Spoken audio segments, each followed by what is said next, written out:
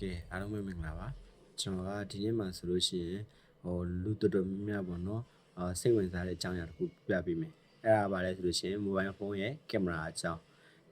မှာဆိုလို့ရှိရင်ကင်မရာလို့ပြောလိုက်လို့ရှိရင်တော်တော်များများပေါ့နော်ဖုန်းဝယ်တဲ့လူတွေတော်တော်များများဆိုလို့ရှိရင် megapixel ကိုပဲကြည့်ကြအများတယ်ဒါပေမဲ့ megapixel များတိုင်းကျွန်တော်တို့ကရုပ်ထွဲကြည့်တာမဟုတ်ပါဘူးအဲ့နေရာလေးမှာတစ်ခုလွဲချော်နေလို့ကျွန်တော်တစ်ခုပြပေးသွားပါမယ်ပေါ့နော်ကျွန်တော်ဖုန်းတွေမှာဆိုလို့ရှိရင်ကင်မရာဘိုင်းကိုကြည့်မယ်ဆိုလို့ရှိရင်သူရဲ့ lens တွေအကြီးအသေးကို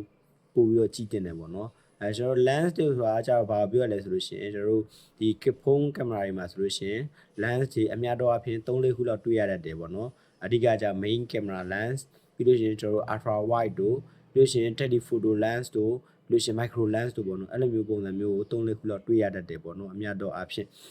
ဒီကောင်လေးမှာဆိုလို့ရှိရင်အဓိကကျတော့ lens size ကြီးလေကျွန်တော်တို့ကအလင်းဝင်ပေါင်းများလေဖြစ်တဲ့ကြောင့်ဓာတ်ပုံရိုက်တဲ့အခါမျိုးမှာဆိုလို့ရှိရင်ကျွန်တော်လိုလိုက်ပိုင်းနေမှာဆိုလို့ရှိရင်ဓာတ်ပုံကောင်းကောင်းရုပ်ထွက်ရနိုင်တယ်ပေါ့နော်အဲ့လိုမျိုးပိုင်းလေးတွေပို့ပြီးတော့အားတာတယ်နောက်တစ်ခုကကျတော့ကင်မရာတွေမှာဆိုလို့ရှိရင် OIS ပါလား